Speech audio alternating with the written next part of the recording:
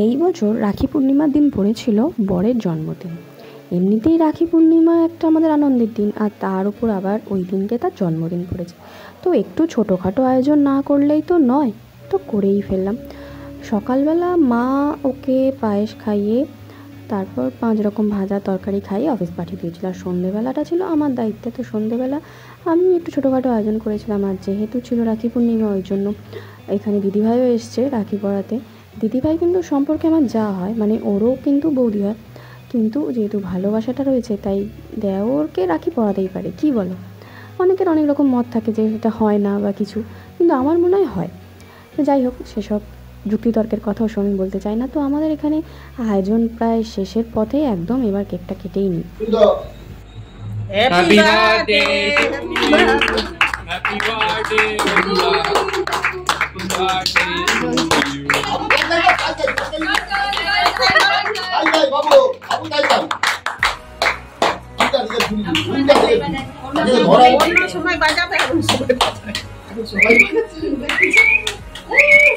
তার অন্যদিকে নজর।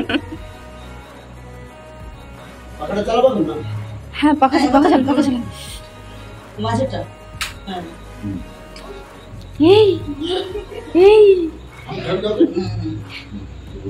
পটাস্তা দাঁড়া বৌদি দাঁড়াও বসে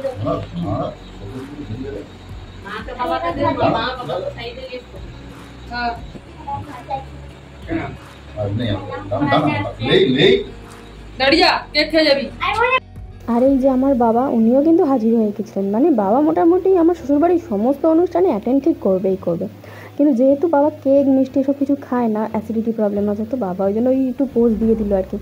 তো এখানে বৌদি, মেজমা, রুমকি, কাকিমা সবাই ছিল। তো সবাইকে নিয়ে জন্মদিনের দিনটা ভালোই কেটে গেল আমাদের। আনন্দ হই হুল্লোড় করে সন্ধেটা, মানে কিছুটা সময় বেশ সবাই মিলে একসাথে, এই ছোটো ছোটো আনন্দগুলোই আমার বেশ বড্ড ভালো লাগে।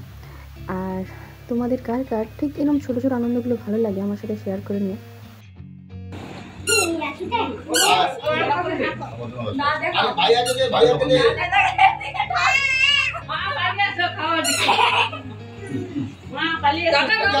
তারপরে সবার জন্য একটু কফি, নিমকি, কেক, মিষ্টি এসবের ব্যবস্থা ছিল।